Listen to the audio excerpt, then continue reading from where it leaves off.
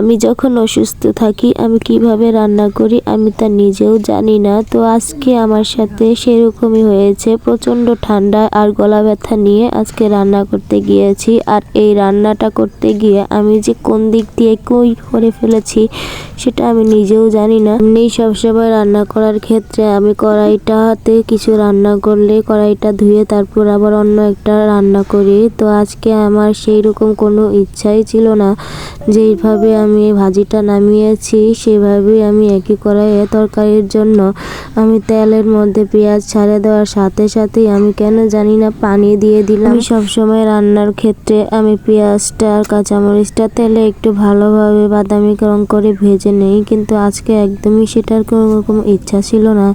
এরপর একটু জিরা গুঁড়া দিই, রসুন বাটা দিই এই পানির মধ্যে, এরপর পরিমাণ মতো মরিচের গুঁড়া আর হলুদের গুঁড়া দেই, তারপর ধনে গুঁড়া দেই। এরপর এখানে আমি পরিমাণ মতো লবণ দেই।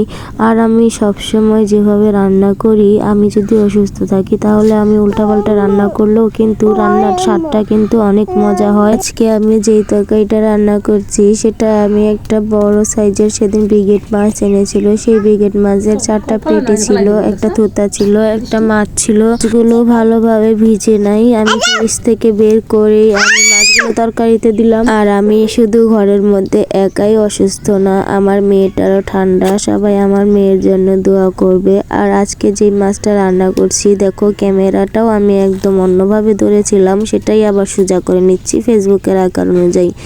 আমি কি করি কিছু করি বুঝতে পারছি না, আমার তো খুবই খারাপ লাগছে।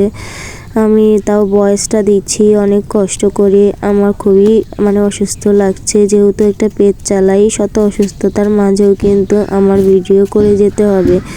মাথাটা প্রচণ্ড ধরে আছে, তাও আমাকে কথা বলতে হচ্ছে।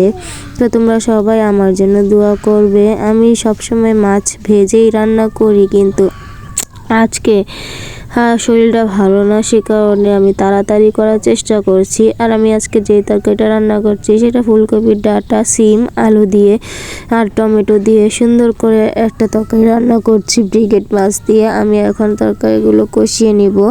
আর তরকারিগুলো কষিয়ে নেওয়া হয়ে গেলে এখানে দেখো সুন্দর একটা কালার এসেছে।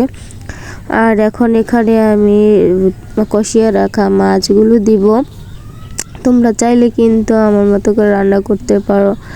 আর দেখো, আজ থেকে আমি 2 বছর হয় ফেসবুক পেজ চালাই, কিন্তু আজও পর্যন্ত আমি মনিটাইজেশন পেলাম না। হয়তো কোনো একদিন কোনো এক জন্ম হয়তো পাবো। তো যাই হোক, সেটা বলে লাভ নাই। আমার আসলে কি বলবো, আমি সেই কথাগুলো ক্যামেরার সামনে আজকে বলার মতো ভাষা পাচ্ছি না। এখন টমেটোগুলো দিয়ে দিচ্ছি। আমার কাছে সবসময় এভাবে রান্না করলে কিন্তু খেতে ভালোই লাগে। আর দেখো, তরকারিটা কিন্তু এরকম বলক চলে এসেছে। আর তরকারিটা শেষ হয়ে গেলে আমি এখানে দিয়ে ধনেপাতা কুচি ছিটিয়ে দিচ্ছি। আর ধনেপাতা ছিটিয়ে দেওয়ার পর দেখো সুন্দর একটা ঘ্রাণ আসবে। তো বন্ধুরা, আজকের ভিডিওটা তোমাদের কাছে কেমন লেগেছে অবশ্যই কমেন্টে জানাবে। সবাই ভালো থাকবে।